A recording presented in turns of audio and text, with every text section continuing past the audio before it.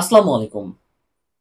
আপনাদেরকে যদি প্রশ্ন করা হয় যে বাংলাদেশের সবচেয়ে নামকরা এবং জনপ্রিয় বেবি প্রসাধনী কোম্পানি কোনটি? তাহলে সবার ১ম এই জনসন অ্যান্ড জনসনের নাম কিন্তু চলে আসবে।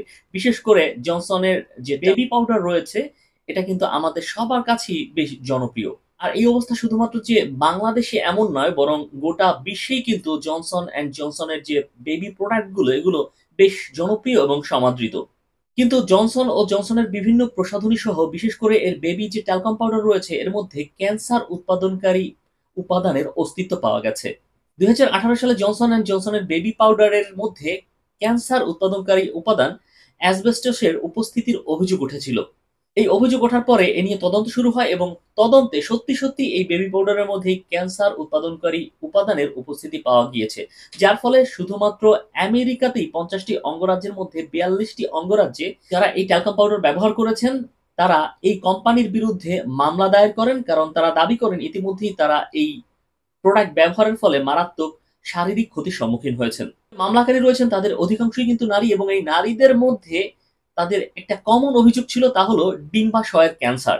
এবং তাদের অনেকেই অর্থাৎ অনেক মামলাকারী ইতিমধ্যে এই ডিম্বাশয়ের ক্যান্সারে ইতিমধ্যে মৃত্যুবরণ পর্যন্ত করেছেন। তো যেসব মার্কিন নাগরিক ক্ষতিপূরণের জন্য এই কোম্পানির বিরুদ্ধে মামলা করেছিল, তাদের ক্ষতিপূরণ হিসেবে আরো $৭০ কোটি প্রদান করতে রাজি হয়েছে যুক্তরাষ্ট্রভিত্তিক এই বহুজাতিক কোম্পানি জনসন অ্যান্ড জনসন।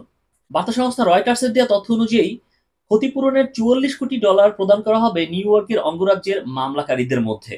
যদিও জনসন অ্যান্ড জনসনের পণ্য ব্যবহার করে যারা ক্ষতিগ্রস্ত হয়েছেন, কোনো অর্থ দিয়েই মূলত তাদের এই ক্ষতিকে পূরণ করা সম্ভব নয়। কারণ জীবনের মূল্য কোনো অর্থ দিয়ে পরিমাপ করা সম্ভব নয়। তবে ক্ষতিগ্রস্তদের পরিবারের সদস্যরা যেন এ ব্যাপারে নিশ্চিত থাকতে পারেন যে মার্কিন প্রশাসন এই কোম্পানিকে জবাবদিহিতার আওতায় আনতে বদ্ধপরিকর। তো জনসন অ্যান্ড জনসন কোম্পানি এবারে যে ক্ষতিপূরণ দিতে রাজি হয়েছে তা বাংলাদেশী টাকায় ৮,২০০ কোটি টাকারও বেশি। এখনো আমাদের মধ্যে অনেকেই কিন্তু আমাদের দেশেও জনসন অ্যান্ড জনসন কোম্পানির বেবি যে ট্যালকম পাউডার গুলো রয়েছে এগুলো ব্যবহার করছেন। যেহেতু আমেরিকার মতো দেশেই জনসন অ্যান্ড জনসন কোম্পানির বেবি ট্যালকম পাউডারে ক্ষতিকর ক্যান্সার উৎপাদনকারী যে রাসায়নিক রয়েছে এটার উপস্থিতি ধরা খেয়েছে এবং এর জন্য তারা ক্ষতিপূরণও দিচ্ছেন। সেক্ষেত্রে বাংলাদেশে যারা এই পণ্য ব্যবহার করছেন সেই পণ্যের মধ্যে ওই একই উপাদান আছে কিনা এবং এত ঝুঁকি থাকার পরেও আসলে এই আ প্রোডাক্ট ব্যবহার করা সেফ কিনা এটা কিন্তু সচেতন মহলের জন্য একটি বড় প্রশ্ন। আর যদি এই উপাদান আসলে বাংলাদেশী পণ্যের মধ্যেও থেকে থাকে, তাহলে আমাদের বাংলাদেশী যে প্রশাসন রয়েছে তারা এর বিরুদ্ধে কোনো ব্যবস্থা কেন নিচ্ছেন না? এটাও কিন্তু আমাদের কাছে বড় প্রশ্ন।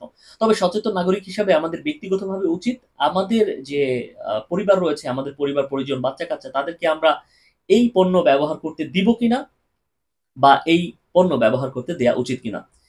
তো এখনকার মতো এ পর্যন্তই। আসসালামু আলাইকুম।